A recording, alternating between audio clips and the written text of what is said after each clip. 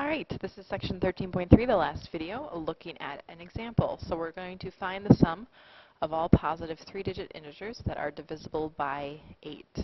Now if a problem like this feels a little bit intimidating, the key is that you just need to start looking at your series.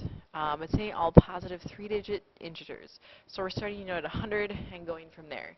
So what you need to do is just figure out the first number after 100 that's divisible by 8. So if you do a little bit of checking, or maybe you know your multiples of 8, you figure out that it is 104.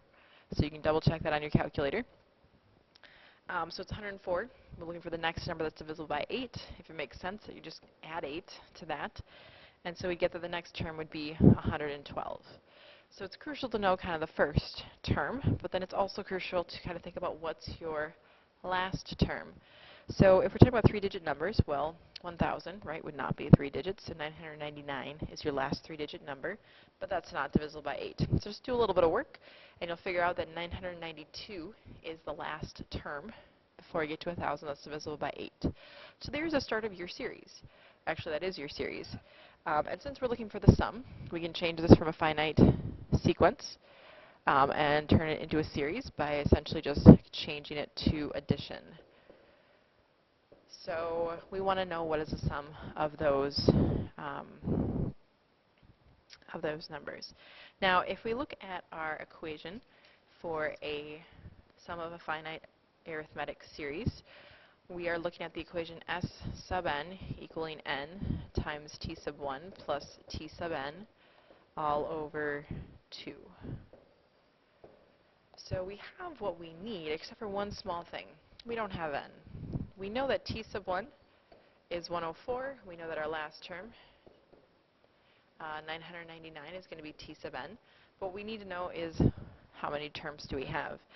So again, what we're going to do is go back to our information from 13.1 and figure out n. So we want to know how many terms are in our sequence, which is essentially n.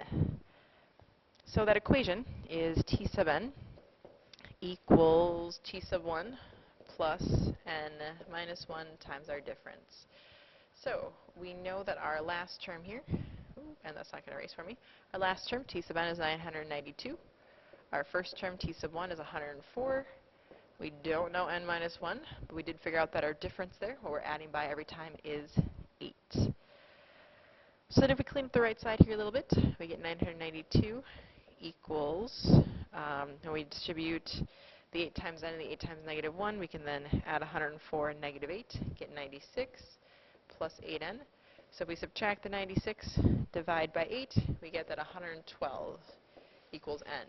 Now, I'm going to be honest with you, I prefer this a whole lot more than counting how many terms there are between 104 and 992, because honestly, it's very easy to make a mistake. But now we know that n is 112. There's that many terms in our series. So to finish this off, we're then going to go back to our sum equation, because we're looking for the sum of the first 112 terms, where n is 112, t sub 1 is 104, t sub n is 992, and we're going to take all of that and divide by 2.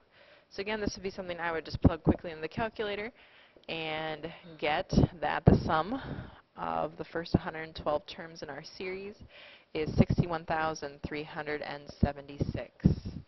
And that is how you go about solving this problem.